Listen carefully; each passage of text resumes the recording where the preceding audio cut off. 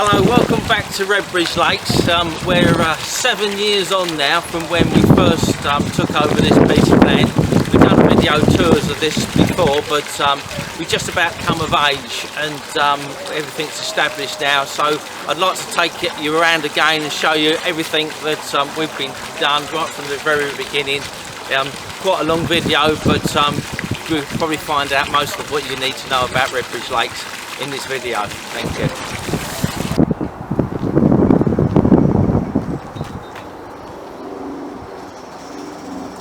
Okay, and you've just seen the lane there that you come down to off of Rodine Lane North. There's a sign at the top of the lane. Most people go past it the first time they come, but it's between the cemetery and the little nursery. So come down the lane. We've got a car park at the bottom of the lane, but the first thing you'll come to is the gate, which is generally locked, and we do that for security purposes.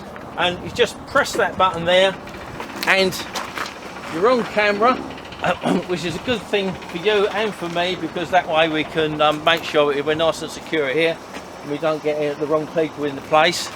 Gate will open and in you come to this to the lakes, and you've got the car park here. You see the cafe entrance is over there. Park anywhere in this car park here.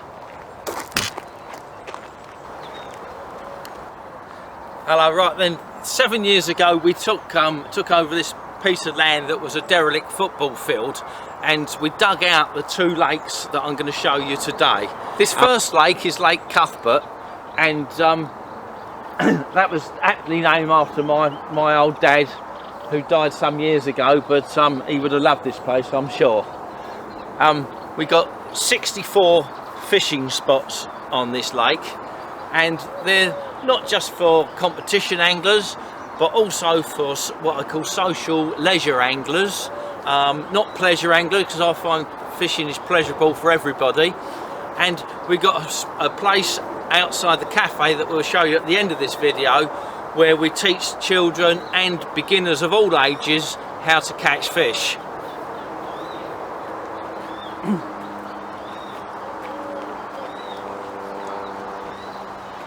This is a typical swim. What you've got here is a spot here where you get down the bank's quite safe, where you can fish. You can fish towards the lily pads over here, or out there into the deeper water, or even across to the island. And there's a nice piece of grass here to put your fishing tackle on, or if you bring your missus with you, you can put her there on a lounger, and you can sort of just bring the family here and have a nice day out. Hello again, this is the Kingfisher Pool, and it's got a lot of history, this Kingfisher Pool. We dug it 7 years ago, before we dug the lakes, or at the time when we were digging the lakes, and that pool is 15 feet deep.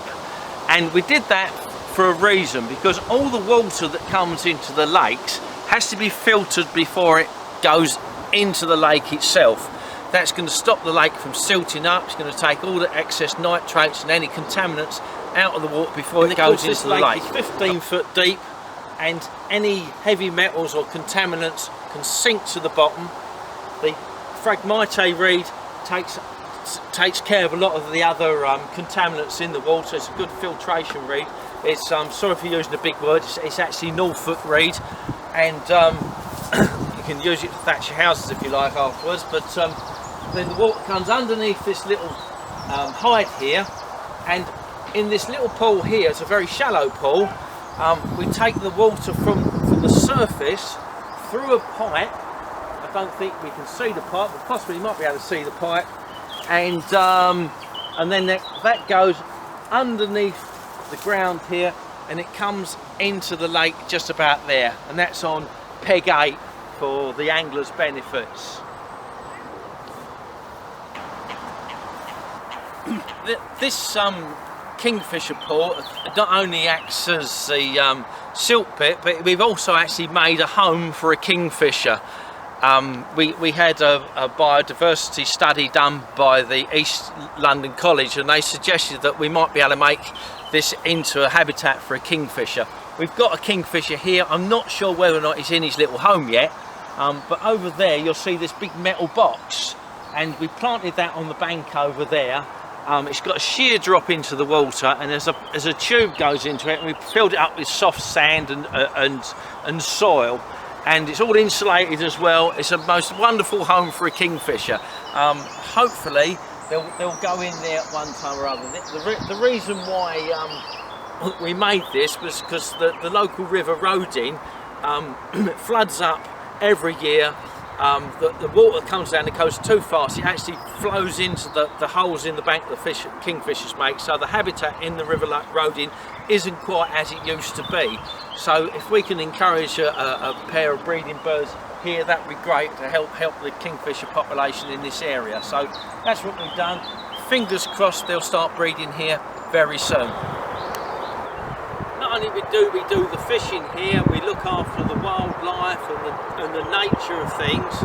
We also think about sustainability as a whole, and one of those things is the actual energy that we're using, and that's why we put solar panels. If you look over there, we've got 40 solar panels, and they create on a good day 10 kilowatts. It reduces our bill by about 50%. And basically it runs the cafe, and on the top of the building itself, the cafe building itself where the shop is, on top of that we've got some solar tubes, and they produce all the hot water for the cafe and also for my apartment which is above it. And we've also got some ground source heating. When we built this place, we put 700 meters of geothermal pipe in the ground, which takes heat out of the ground, and we use that for the central heating in the winter and also the hot water in the winter. So we're pretty sustainable when it comes to that side of things about the power. Right, this is Lake Daisy. This is the second lake. Lake Daisy, by the way, was named after my mum, bless her. And Lake Daisy lays about 1 metre lower than Lake Cuthbert. So the water that runs into Lake Cuthbert eventually comes into Lake Daisy. It's a sort of a filtration system on the island of Lake Cuthbert that actually deals with any contaminants in the water before it gets here. So it's filtered twice. And then once the water comes here, it runs then into another pond, which is right in the middle of the island there. I don't know if you can see it, but just to the left there, there's a little hut, which is my little fishing hut on the island. And what we do, we keep all the nets and stuff in there that we use to breed the fish with. And over that lake is all netted over so that the birds can't get the young fish, so we can bring on new stocks for future generations. So this is Lake Daisy, very similar to Lake Cuthbert, same sort of layout. You've got your fishing spots here, exactly the same depth. It's about 5 foot deep. Every lake's 5 foot deep. I know that because I dug it, and I dug it with a laser level, so I know exactly how deep it is. And over to my right here, anybody who knows the area, this is Wanstead Rugby Club over here, and you can see the land on Wanstead Rugby Club is elevated about 3 or 4 metres above our land.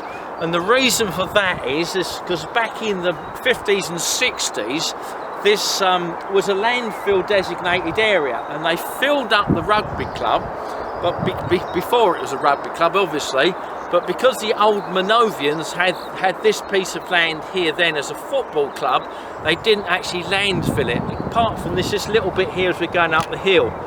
So we had a problem, not a problem, but a potential problem with contamination, because I didn't want to build a nice fishing lake for all the wildlife and the fish and everything to live in, and find that we had a seepage from the landfill. So what we did to eliminate any problems that could have occurred there was we've dug out this ditch a little bit deeper, and we've filled it up with lots of different reeds, so that if anything comes from the rugby club leaches into this ditch, it gets dealt with by the reeds, and then it runs off down to the river Rodin as an overflow.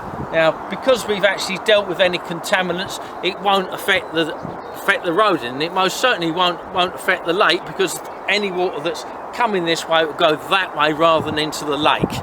So we can walk up here now into our landfill area, and I'll show you the wildflower area and the honeybees. Right, we're up here by the bees and wildflower area, but this area behind us, it looks a bit of a mess, but it's actually quite useful. We're going back to the sustainability side of things again, which we're really into here at Redbridge Lakes, and this is our compost heap. All the old tea bags and bits of old cardboard and egg boxes and coffee grounds and eggs, that all goes into this compost heap, and we use the produce from this compost heap later in the years to feed the plants and the shrubs around the lake. I've got a pal of mine, Stevie, bless him, and he's started a wormery up here, and we're also creating our own worms. We'll have our worms for our fishermen, so we don't have to buy in worms. We'll have our own worms, and we get the nice juices from the worms that we can use. Instead of go out and buying baby bio for the tomatoes, we can have our own juices from the worms for that. So it's all happening up. A bit of a mess, but there you go. This is the caravan that used to be the night watchman's caravan, because when we were building this place, believe it or not, we had all sorts of people trying to pinch the diesel and smash the place up and everything else. Everybody didn't seem to want us to create it, and so we had to have a night watchman here to look after it. And so the caravan stays here, and yeah, it's a good memory of me to see the fact that we had to stay here in the caravan overnight to guard the place while we were actually trying to create it. So over here is the bees.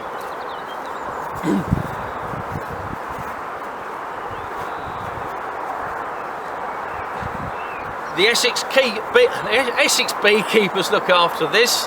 We've got an estimated something about 500,000 bees up here at the moment. Not that I know huge amounts about bees myself, but the Essex beekeepers look after this very, very well, and they produce honey now, which we actually sell in the cafe. So if you live in this area and you suffer with hay fever, it might be worthwhile picking up a pot of our honey in the cafe. I mean, this isn't a sales thing, but if you do suffer with hay fever, they say that local honey is the best thing for it. So this is the bee area, and over here, well, this is our attempt at the wildflower area, and a bit of a problem because, as I said earlier, this is landfill here, and what I did I wasn't very clever when I did this. I actually capped over the landfill with clay, and then I put some lovely topsoil on the top of it, thinking I'll create a wildflower area here, but I got it wrong, because the topsoil was really full of nutrition, which helps the grass grow, and we've got loads and loads and loads of grasses. So we're in the process at the moment of cutting the grass every year, taking the grass off, trying to strip the nutrition out of the ground, and planting new wildflower seeds every year. So I think it's going to take us about 4 or 5 years for it to really work well. Having said that, we're only mid-May at the moment, and I'm hoping that this year, we've got a few yellow rattles showing up already, but I'm hoping this year that we'll get a few more different wildflowers growing, a few more cornflowers and things, and over the course of time we will actually make a really good wildflower meadow up here. So, but it might take 5 or 6 more years.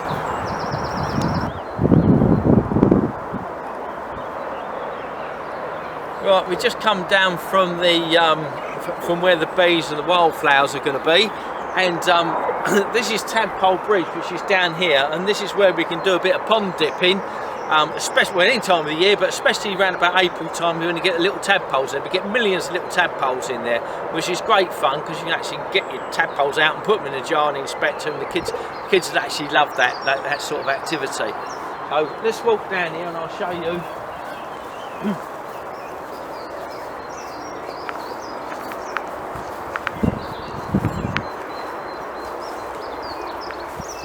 This is a Tadpole Pool, where you can literally get down here. It's nice and comfortable here. We can do a little bit of pond dipping. In fact, I think there's some little, you can see them, Tony. I don't think it's. I think there's some little frogs just underneath the silt there. No, I don't think you see them. But anyhow, we've got all sorts of things in here the kids can have a look at. We're going to have to pull some of these reeds out this year. They're beginning to overtake.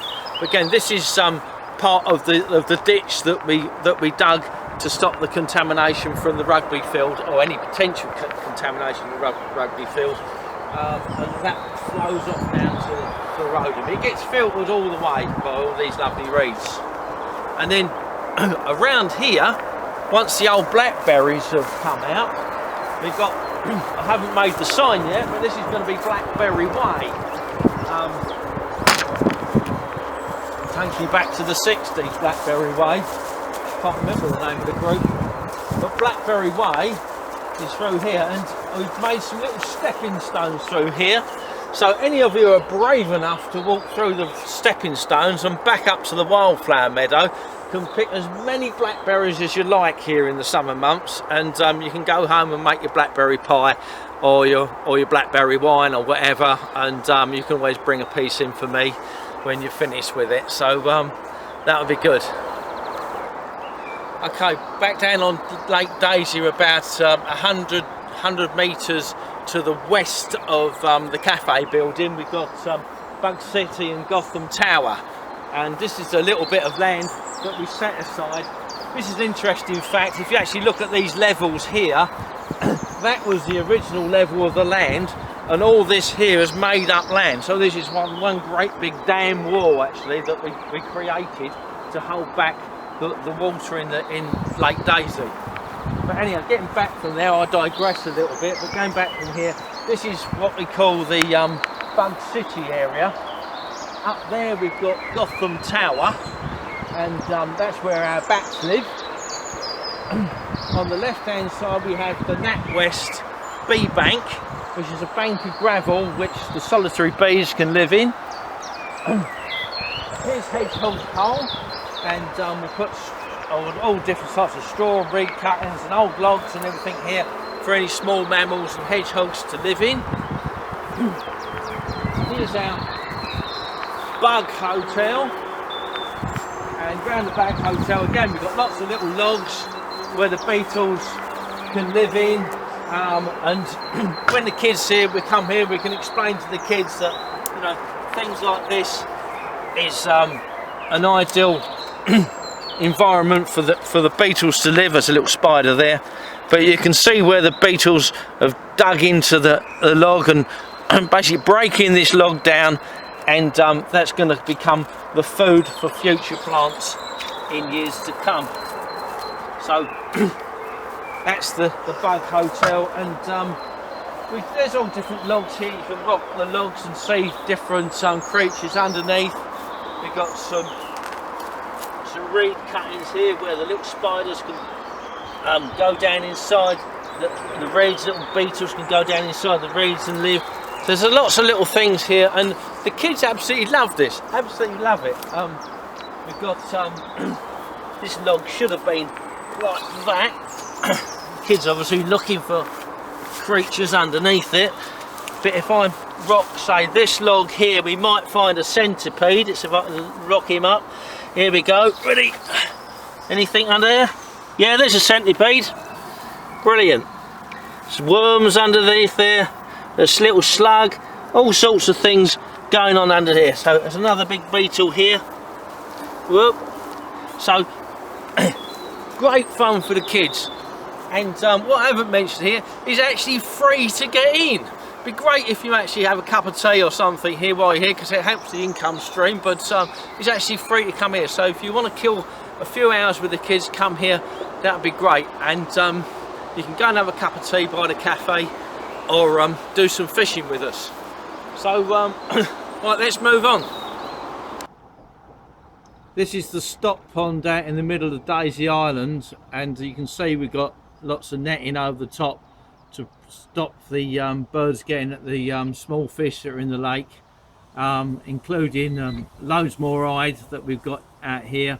We've already got more than enough eyed in the main lakes at the moment, so we're just breeding these on.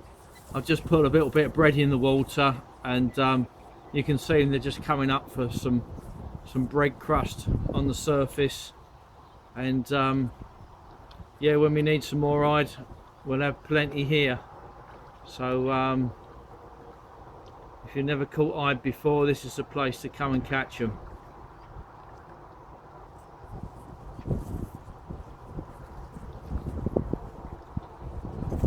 Lovely fish, absolute superb fish. They say they don't like bread.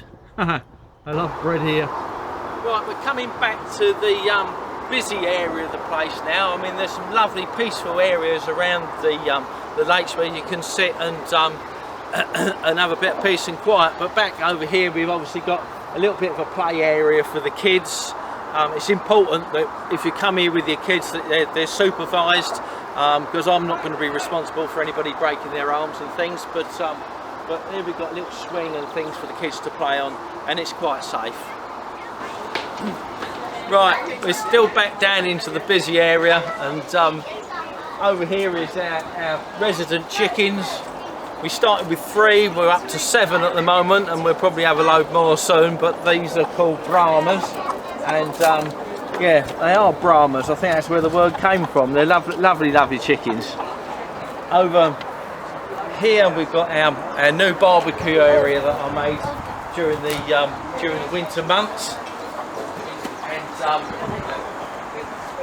when it's a lovely day, bank holidays or the weekends, we've got the barbecue going. There's nice seating here. You can get out of the wind here if it's a windy day. If it's raining, if it's still a nice day, you can sit underneath here in the dry. This is a really, really pleasant area, and we actually hire this out for private parties. If anybody's interested, just contact us. Right, let's go round into the cafe. Obviously we've got lots of seating outside the cafe itself. We've got some nice clean toilets, disabled access, right way through, level access, so anybody in wheelchairs or whatever, they can come in here, no problem. When the cafe's shut, we've got vending machines, so if you come here early morning or late in the afternoon after the cafe's shut, we've got the vending machines here you can use.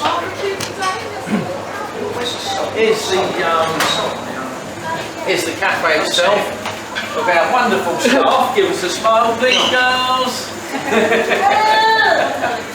So here's the cafe itself. There's a few photographs on the wall of how we built the place. There's some more photographs here of the anglers, the fish that they've caught over the last year or so. And over here we've got some pictures of our kids fishing. We're going to fill this wall up with pictures of kids this year because we've done that. We had some great competitions with the kids and what we've learned. Here's our president, Bob Nutt, 5-time world champion.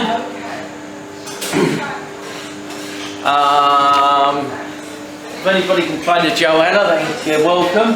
Haven't found anybody willing to do it yet. Hello ladies. Hello dear. You're a film star now. Get out of this place, right?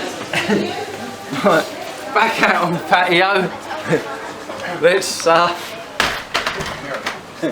you keeping up with me, Tony? I am. Right, let's walk around to the fishing tackle shop. Here in the fishing tackle shop, we hire out fishing poles. Costs you £5 an hour or £20 for the full day to hire out fishing rod and do some fishing. So if you can fish, if you've never done any fishing before, just come over here, we'll look after you. There's always 1 or 2 of the lads here, some experienced anglers who can help you do a bit of fishing if you want to try it. If you are an experienced angler, then come inside, because in here we've got a typical fishing tackle shop. A bit messy, it looks like it's being used, and it is being used. We've got all the different types of floats and reels and different river floats, wagglers, we've got pole floats, all the different bits of gadgetry from Frenzy and Preston. We've got accounts with Maver, Preston, we've got accounts with MIDI, oh god, all the different accounts we've got. So any specific fishing tackle you want, you'll get in here. We've always got bait, we've got casters, we've got maggots, we've got worms, pinkies, anything else you want on the bait side of things. So if you're an experienced angler, then yes, this is a place for you as well, because you'll come here and get lots of bites. There's lots of different fish here. It's not a carp venue. I plainly didn't want it to become a carp venue. I didn't want another puddle like everybody else has got. This is actually a proper fishing venue, and we've got proper fish in this lake. So that's good for you experienced anglers. If you're just a leisure angler, again, you can hide yourself away round the back of Lake Daisy or Lake Cuthbert, and you can have a nice peaceful day's fishing. If you've got kids, you can bring the kids, you can bring the wife, you can sit in the cafe and have a meal, clean toilets for her as well, so it makes a nice family day out. So it caters for all. Right, outside the fishing tackle shop, we've got our new pets. These are our guinea pigs, and if you stand here all day, you might actually see a guinea pig. Actually, yes, there is one. It's underneath there. They're a little bit shy, our guinea pigs, but they're here anyhow. And when you're finished with your rubbish, don't leave it around the fishing banks. Just stick it in these bins. There's lovely little bins. They're all labelled up to you what to put into. So put it all there, and we can try to recycle all that stuff for you. Right, for those of you who can't fish or don't want to fish or can't catch a fish, you can always look at the fish. And we've got loads of fish here in our Ornamental Pond. We've inherited all these fish. These have all been poor lonely fish that got too big for their ponds at home, and they've been brought here and we're looking after them. Over there is our water wheel we built, and it's obviously just a water feature, but it's a good example to show the kids how we used to generate power years ago to grind corn and all that sort of thing through streams. So it's a good way of explaining how they used to do that. And over there we've actually got a hand pump that now works. We hope it works. It worked last time we used it. Yeah, so we can, kids love playing with this, and that helps fill the pond up for me. And the fishing side of things, here we go. This is our little spot that we've created. This is a little spot that we create. Come on past, mate. Come on past. It's a little spot we created to teach people to fish, and we have a lot of fun here. We've got the old chaps like Terry over there, and we've got the young chaps here, all fishing. Gerard's getting really good at it now. He's become a bit of an expert, isn't he, Gerard? And his mum's become an expert as well. She knows how to put the maggots on.